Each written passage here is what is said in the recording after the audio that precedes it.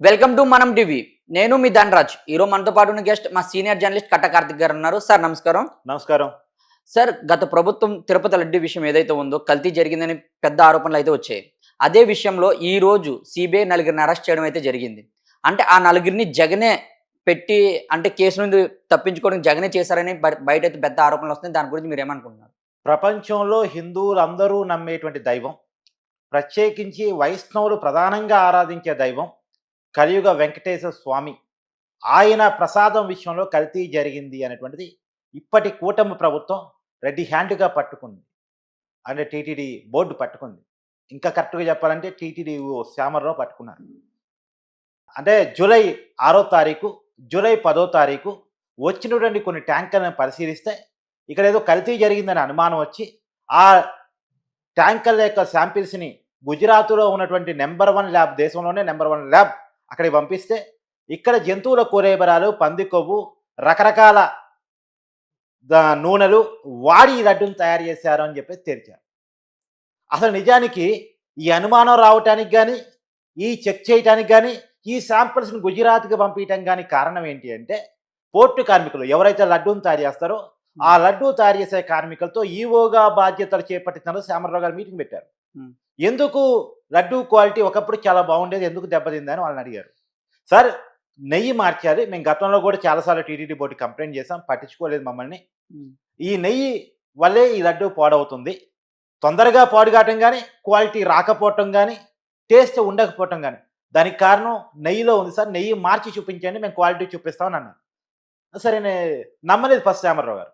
సరే హ్మ్. నెయ్యి మార్చి చూపిస్తానని మార్కెట్‌లో నందిని డైరీ నెయ్యిని తీసుకొచ్చి వాళ్ళకి అప్పచెప్పారు. నందిని డైరీ నెయ్యిని వాడిన తర్వాత లడ్డూ క్వాలిటీ నిజంగానే తేడా వచ్చింది. అదేంటి, ఒక నెయ్యి మారిస్తే ఇంత తేడా రావటం ఏంటి? లడ్డూ క్వాలిటీలో గానీ, క్వాంటిటీలో గానీ, టేస్ట్‌లో గానీ ఇంత తేడా రావటం ఏందని ఆయన ఆశ్చర్యపోయాడు. అప్పుడు వచ్చినటువంటి అనుమానం మేరకు ఏఆర్ డైరీ, ఏది తమిళనాడు దిండిగల్ నుంచి కాంటాక్ట్ ఉంది వాళ్ళకి, వాళ్ళు నెయ్యి సప్లై చేస్తూ ఉంటారు. అక్కడి నుంచి వచ్చిన నెయ్యి ట్యాంకర్స్‌ని అక్కడ శాంపిల్స్ తీసుకొని, ఆ శాంపిల్స్‌ని గుజరాత్ ల్యాబ్‌కి పంపించారు. రాండమ్‌గా తీసుకొని. ఆ గుజరాత్ ల్యాబ్‌కి పంపిస్తే నిజమే కల్తీ జరుగుతుంది, ఈ నెయ్యి కరెక్ట్ అయింది కాదు అని చెప్పి తేల్చేసింది. తేల్చేసిన తర్వాత వాళ్ళతో కాంటాక్ట్‌ని ఆహ్, వదులుకున్నారు. వాళ్ళని బ్లాక్ లిస్ట్‌లో పెట్టారు. తర్వాత కంప్లెయింట్ చేశారు. దాని మీద ఫస్ట్ సిట్ ఏశారు. సిట్ ఏసిన తర్వాత అప్పటి టీటీడీ చైర్మన్‌గా ఉన్న వైవి సుబ్బారెడ్డి గారు కూచారు కదిరాయి. వామ్మో! హ్మ్. నా మీదకొస్తుంది వ్యవహారం అని చెప్పేసి. తర్వాత భూమన కరుణాకర్ రెడ్డి, తర్వాత సుబ్బారెడ్డి గారు, తర్వాత టీటీడీ బోర్డ్ చైర్మన్‌గా పనిచేశారు. ఆయన కూచారు కదిరాయి. టీటీడీ ఈవోగా పనిచేసినటువంటి, అదనపు ఈవోగా పనిచేసిన ధర్మారెడ్డి కూచారు కదిరాయి. వెంటనే వీళ్ళంతా కలిసి సుప్రీం కోర్ట్‌కెళ్లారు. ఈ సిట్ వద్దు, అసలు ఏ కల్తీ జరగలేదు, ఈ సిట్ ఎంక్వైరీ అవసరం లేదని కోర్ట్‌కెళ్లారు. కోర్ట్ ఏం చేసింది, అన్ని వాదనలు విన్న తర్వాత సిబిఐ ఎంక్వైరీ కావాలని వాళ్ళు అడుగుతున్నారు కాబట్టి, సిబిఐ నాయకత్వంలో ప్రత్యేక దర్యాప్తు బృందాన్ని వేసింది.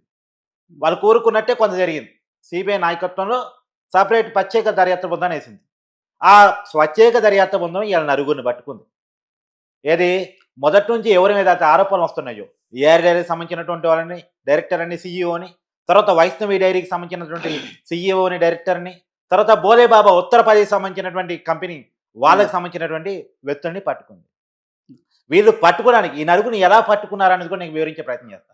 ఈ నలుగురిని పట్టుకున్నదంటే, ఇప్పుడు సిబిఐ నాయకత్వంలో సుప్రీం కోర్టు సెపరేట్ ప్రత్యేక బృందాన్ని వేసిందని చెప్పాను కదా! అవును సార్. ఆ ఎంక్వైరీ ఎక్కడి నుంచి స్టార్ట్ చేసిందంటే, అంటే ప్రత్యేక దర్యాప్తు బృందం ఎక్కడి నుంచి స్టార్ట్ చేసిందంటే, ఇప్పుడు ఏ శాంపిల్స్ అయితే టీటీడీ కలెక్ట్ చేసి గుజరాత్ ల్యాబ్‌కి పంపించిందో, ఆ రారీని వెనక్కి పంపించింది కదా! హ్మ్. ఆ రారీలు ఎక్కడికెళ్ళాయి? సహజంగా ఏఆర్ డైరీ కాంట్రాక్ట్ తీసుకుంది. నెయ్యి సప్లై చేయాల్సింది ఏఆర్ డైరీ.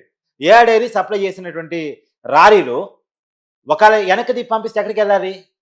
ఏఆర్ ఏ డైరీకెళ్ళాలి. డైరీకెళ్ళాలి. అంతే కదా! అంతే. అప్పుడు నువ్వు పంపించావబ్బా! హ్మ్. నేను వద్దు అన్నాను. వద్దని మళ్ళీ నీ దగ్గరికి రావాలి గదా! అవును. కానీ దుండిగల్ తమిళనాడులో ఉన్నటువంటి ఏఆర్ డైరీకెళ్ళకుండా శ్రీకాళహస్తిలోని వైష్ణవి డైరీకెళ్ళింది. హ్మ్. అసలు వైష్ణవి డైరీకి ఏంటి సంబంధం అనేది ఇక్కడ కూపిలాగే ప్రయత్నం చేశారు. అంటే రారీ నంబర్లు, టోల్ గేట్సు, వేవ్ బిల్సు వీటన్నిటి ఆధారంగా వైష్ణవి డైరీకి వెళ్ళినట్టు గుర్తించారు. ఆ వైష్ణవి డైరీ నుంచి మళ్ళీ అదే రారీలు కోల్‌కత్తాలో ఒక సోప్ కంపెనీకి పోయాయి. హ్మ్. అది కోల్‌కత్తాలో సోప్ కంపెనీ ఏంటి? శ్రీకాళహస్తిలో వైష్ణవి డైరీ ఏంటి? సప్లై చేయాల్సిందేమో దుండిగల్‌లో ఉన్నటువంటి ఏఆర్ డైరీ కదా! అసలు ఈ రెండిటికి లింక్ ఎక్కడ కుదిసింది? అన్నప్పుడు ఇదంతా ఒక మతలబు జరుగుతుంది. తిరుపతి లడ్డూని కల్తీ చేయాలనే ఉద్దేశంతో చేస్తున్నారు. ఇది కేవలం డబ్బులు కక్కుర్తి కోసం కాదు, కావాలని హైందవ ధర్మం మీద చేసిన దాడి. హ్మ్. ఇది జగన్మోహన్ రెడ్డి ఏదో డబ్బుల కోసం చేశాడని నేనైతే అనుకోను. ఉమ్, ఇది తిరుపతి ప్రతిష్టను దెబ్బతీయాలి, వెంకటేశ్వర స్వామి ప్రాముఖ్యతను దెబ్బతీయాలి. వాళ్ళు ప్రసాదం తినరు, నమ్మరు. చివరికి జగన్మోహన్ రెడ్డి అఫిడవిట్ ఇవ్వటం అంటే తను హిందూ ధర్మాన్ని పాటిస్తాను, హిందూ గౌరవిస్తాను, హిందూ దేవులను గౌరవిస్తాను అని చెప్పేసి ఆ మాటకి సంతకం పెట్టడం ఇష్టం లేక తిరుపతి రావడం మానేశాడు.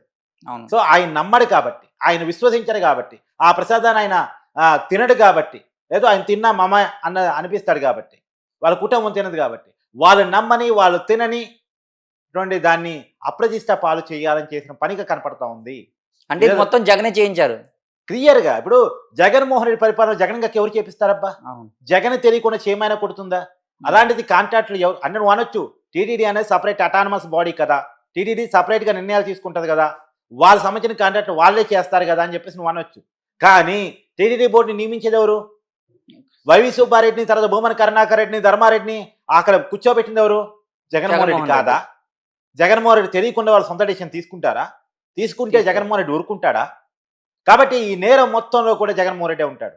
ఒకప్పుడు సిట్ వద్దు, సిబిఐ మాత్రమే కావాలంటే వాళ్ళు అనుకున్న సిబిఐ నేతృత్వం సిట్టే తేల్చింది, నలుగురు అరెస్ట్ చేసింది, లడ్డూ కల్తీ జరిగిందని ఇప్పుడేం చెప్తారు? రమ్మనండి మీడియా ముందుకి వైవి సుబ్బారెడ్డి గారిని, రమ్మనండి జగన్మోహన్ రెడ్డి గారిని. ఈ సిట్టు జగన్మోహన్ రెడ్డి గారు ప్రెస్ మీడియా ఏం చెప్పారు? ఈ సిట్టు వద్దు, గిట్టు వద్దు, తేల్చడానికి సిట్టు అవసరం లేదు, గిట్టు అవసరం లేదు అని చెప్పారు. మరి తేల్చింది, నేరం జరిగింది అనేటువంటిది ఒక నలుగురు అరెస్ట్ ద్వారా రుజువైపోయింది. ప్రాథమిక ఆధారాలను సంపాదించింది. ప్రాథమిక ఆధారాలు లేకుండా నలుగురు అరెస్ట్ చేయరుగా, జైలుకి పంపరుగా.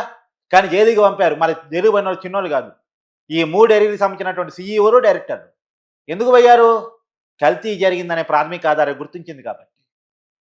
ఏ డైరీకి పోవాల్సిన రాలేరు, వైష్ణవి డైరీకి, వైష్ణవి డైరీ నుంచి కోల్కతాలో ఉన్నటువంటి సోప్ కంపెనీకి పోయాయని గుర్తించారు కాబట్టి ఇప్పుడేం చెప్తారు?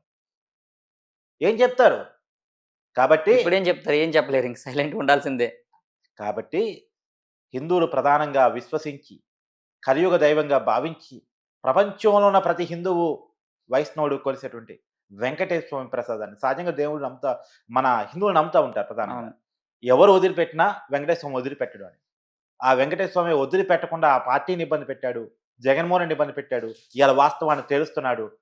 చంద్రబాబు వదిలిపెట్టొచ్చేమో, బీజేపీ వదిలిపెట్టొచ్చేమో, కానీ వెంకటేశ్వర స్వామి వాళ్ళని వదిలిపెట్టడు అని చెప్పేసి ప్రతి హిందువు భావిస్తున్నాడు. చూద్దాం రాబోయే కాలంలో ఇంకే విషయాలు బయటకు వస్తాయి, ఎలాంటి శిక్షలు పడితే, దీని వెనకాల జగన్మోహన్ రెడ్డి ఉన్నాడన్న విషయం బయటకు వస్తా రాదా? ఎందుకంటే అనేక కేసుల నుంచి తప్పించుకోగలుగుతాం జగన్, ఈ కేసు నుంచి మనం తప్పించుకోలేడు అని చెప్పేసి హిందువులు భావిస్తున్నారు. కాబట్టి అది జరిగిద్దా లేదా చూడాలి. చూద్దాం సార్ ఏం జరుగుతుంది. అసలు జగనే కావాలని ఈ నలుగురిని ఇరికించాడా, లేదంటే జగనే చేయించాడా అనేది మనం త్వరలోనే చూద్దాం సార్.